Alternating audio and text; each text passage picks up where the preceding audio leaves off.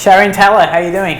Good. All right. Have a seat for us in the chair there, and Mum maybe can have a seat on that chair over there. Okay, Sherry, so we're going to do an evaluation on Taylor here. Now, the first thing we want to know is exactly what your major concerns are for Taylor's teeth. She has sucked her thumb since she was younger, until we broke the habit probably a month ago.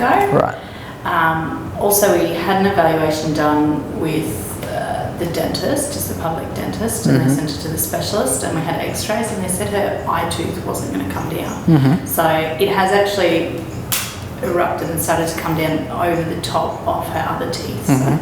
So mainly the crowding, we don't feel it's got enough room. Okay. And did you have a recommendation for treatment from that other orthodontic opinion? They did say that she'd have to wait until she was a bit older and we'd look at getting braces. Okay, sure.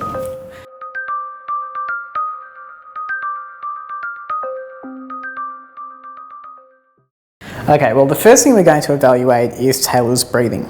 And the first thing I can see here is that she's breathing through her nose, which is great. And she's also breathing pretty lightly through her nose. So the breathing's not laboured, we can't hear her breathing, which is a very good sign. Have you noticed that she breathes through her mouth at all when she's sleeping or awake around the house? I think I have caught her a few times with her mouth open a little bit when she's asleep. Yeah, right. Okay. But not around the house during the day. Okay. Well, the fact that she can breathe lightly through her nose shows that the mouth breathing habit, if it is present, is probably just a habitual thing. So it's something that we can easily overcome with our breathing exercises.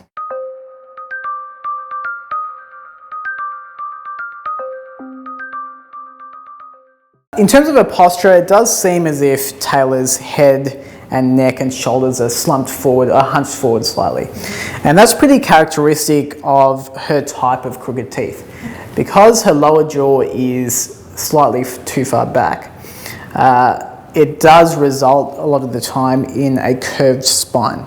But when we bring that lower jaw forward with our treatment, we tend to see that spine of the neck straighten up. So it has positive implications for her overall body posture as well.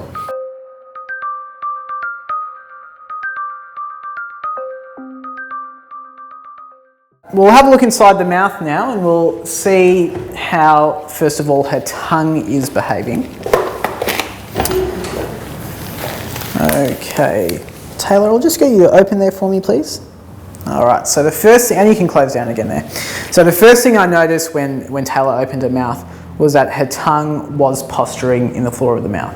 If the tongue posture were correct in the roof of the mouth, then as she opens, we would have seen that tongue still in the roof of the mouth, but then drop down after she opens a little bit more. So it was definitely posturing the floor of the mouth, and that's probably been caused by that previous thumb sucking habit. So you mentioned that she was sucking her thumb pretty much from birth to only a month ago? Yeah. Okay. Well, it's good that it's stopped now. I mean, that's half the battle. That's great.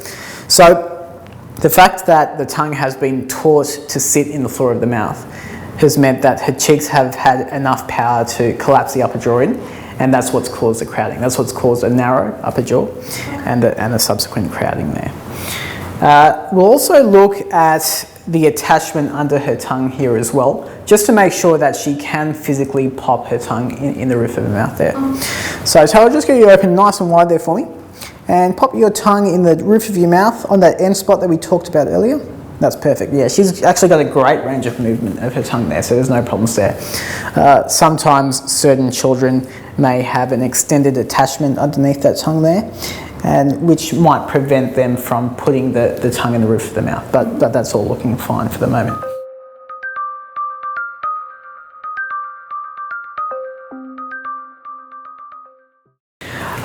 Next thing we assess is Taylor's swallow. Do you think you've got a good swallow?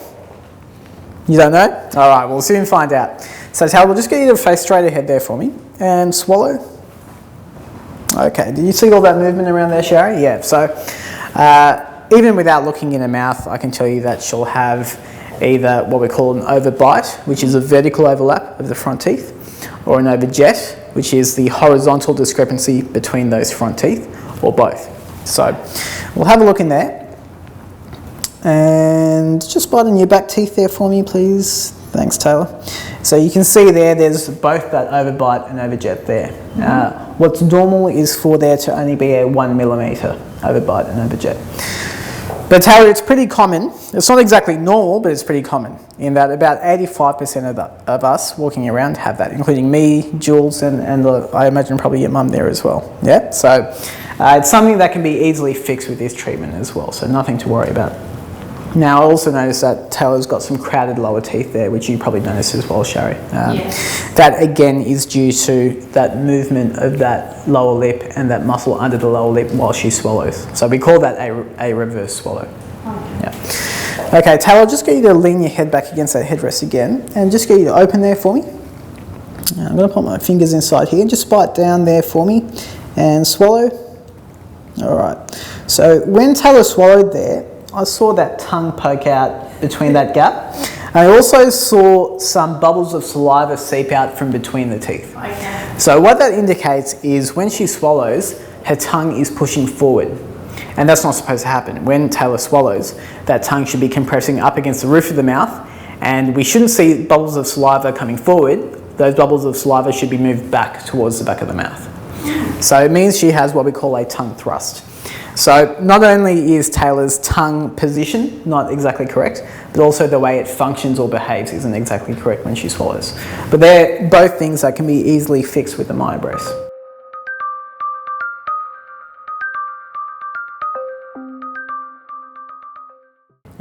So in terms of Taylor's lips and cheeks here as well, what we like to look at is the bulge of the cheeks from a side view. And often, especially with thumb suckers, they have what we call overdeveloped buccinators. So the buccinator muscles are the muscles you use to blow a balloon up. And if you see the bulge of these buccinators covering that angle of the lips there, then that could be an indication that those muscles are overactive. And when they're overactive, they have enough power to narrow that upper jaw. So again, that's something that we can train and deactivate. We can deactivate those muscles to encourage that upper jaw to expand and to widen. The good news is that at the moment, Taylor's lips are together, which is great, and we also don't see any contraction or tension around those lips, around the muscles in those lips when she has lips together.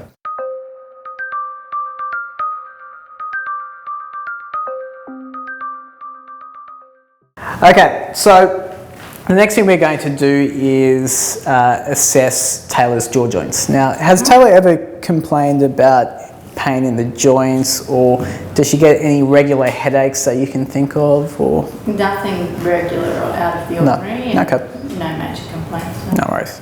Taylor, I'm just going to check your jaw joints here. I'll just get you to lean your head back on that headrest there. I'll just check inside here and just open there for me. And close. Good. Well, I don't feel any clicking here at all, which is great. Taylor, did that hurt at all when I pressed down there? No? Perfect. It seems okay there.